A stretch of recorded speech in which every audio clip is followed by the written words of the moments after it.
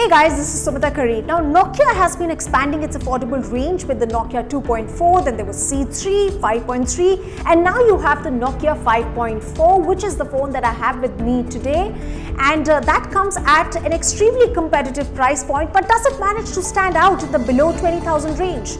Here are 5 things that you need to know about the phone which will perhaps help you find out the answer to that question.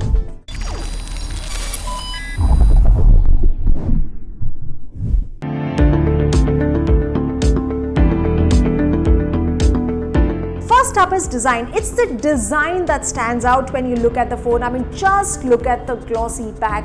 Absolutely chic, absolutely sleek as well. And then, like I said, the glass back is what is a show stealer. It's got shades of blue and black that really stand out. Then it feels premium and at the same time, makes the phone a little bit of a fingerprint magnet, but that's not really a concern because it comes with a transparent phone case in the box, so use that. The entire body is polycarbonate, which actually feels quite sturdy, doesn't feel heavy at all. Interestingly, this phone also has an audio jack right on top, which is a rarity these days, so you can use your old earphones if you still have them.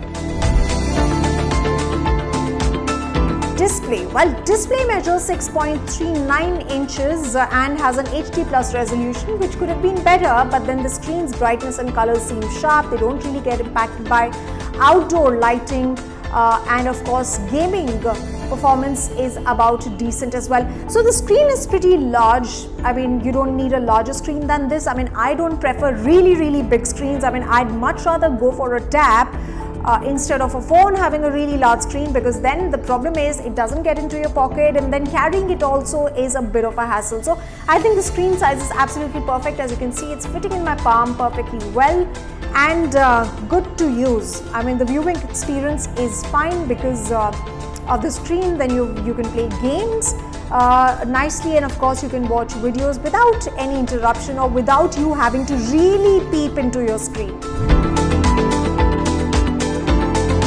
So instead of a vertical quad camera setup, it's got a round camera module right at the back with 4 cameras stacked in.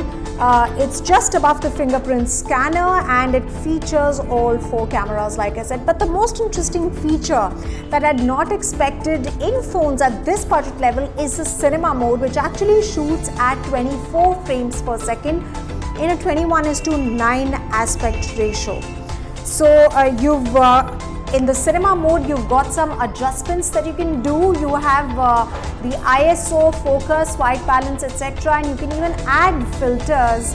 And of course, the camera section of the phone has gotten upgrades from the previous model. So this time there's a 48 megapixel primary sensor from the 12 megapixel on the Nokia 5.3. Other than that, there are other cameras as well. There's a 5 megapixel ultra wide camera, 2 megapixel depth sensor and 2 megapixel macro camera.